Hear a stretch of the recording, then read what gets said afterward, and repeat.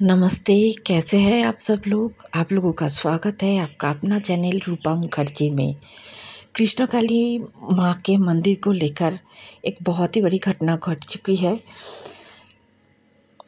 एक legal notice आया है मंगला जी के पास और उस नोटिस में कुछ ऐसा बोल दिया गया है कि मंगला जी ने सबके सामने आकर एक स्टेटमेंट दिया कि ऐसा कोई हमारे देश में कानून नहीं है कि मंदिर, मस्जिद या चर्च को तोड़-फोड़ किया जाए। कोई भी ऐसे आकर कोई भी नोटिस देकर मंदिर को तोड़ नहीं सकते। लेकिन बात जो भी है, मंदिर फिर से खतरे में है और कृष्णकाली बाग का ये जो तीसरा लोकेशन है बेलेरा में, शायद ये भी खतरे के अंदर आ चुकी है। तो बात अब यह है कि मंगला जी ने तो साफ तौर पे बोल दिया है कि उन्हें पता है कि इन लोगों ने किया है और उनके पास 3 वकील भी है। वो उनके साथ बातचीत भी कर रही है और शायद बहुत जल्द कोई नतीजे भी आ जाए।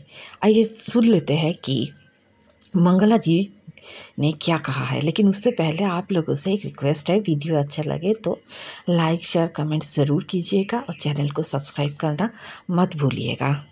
एक और ज़रूरी बात है जो मैं आप लोगों के साथ शेयर करना चाहती हूँ कि देखिए, मंगला जी जब लाइव जाते हैं तो उनका जो वीडियो होता है वो लोग डाउनलोड करके फिर अपने चैनल के लोगो लगाकर उसे वापस से अपलोड कर देते हैं। इससे ऐसा कुछ नहीं होगा, बहुत सारे फॉलोअर्स सबके बढ़ेंगे, लेकिन जिस काम के लिए आप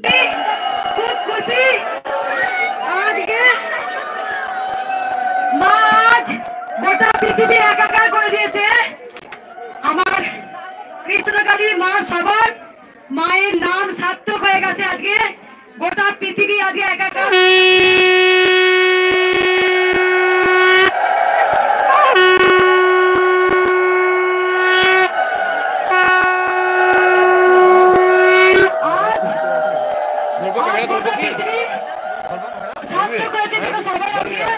মায়ের কাছে মায়ের স্থানে এসেছেন আজকে।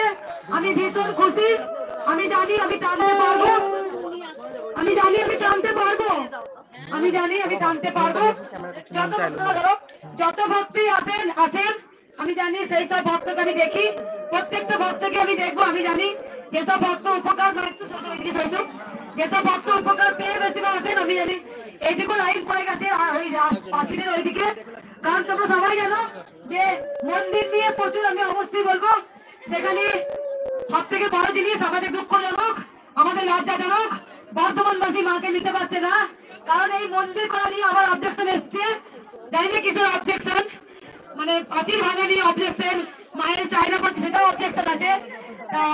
এখন তো ক্ষমতার বল আর টাকার বল। যাই হোক, মায়ের ওপরে ছেড়ে দিয়েছি। দেখি আমারও 2-3টে উকিল আছে, দেখি কোন নিয়ম আছে মন্দির ভাঙা, মসজিদ ভাঙার। কোনো আইনে লেখা নেই মন্দির মসজিদ করতে দেবো না। দেখি কেমন। আমি দুটো কোশ্চেন করবো। যিনি অবজেকশন করেছে মঙ্গলবার আমাকে ডেকেছে, অবশ্যই আমি অ্যাটেন্ড করবো, অবশ্যই আমি হাজির হবো। আমার লাখো লাখো ভক্তও যাবে সেখানে। একটা কথা আমি জিজ্ঞাসা করবো, মন্দির মসজিদে করতে দেবো না, রিজেন্টটা দিন কেন করতে দেবেন না। তার কারণ আমার সাথে আমার 2-3টে উকিল যাচ্ছেন।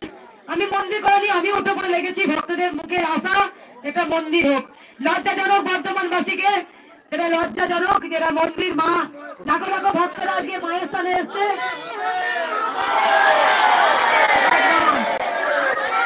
মন্দির হবে,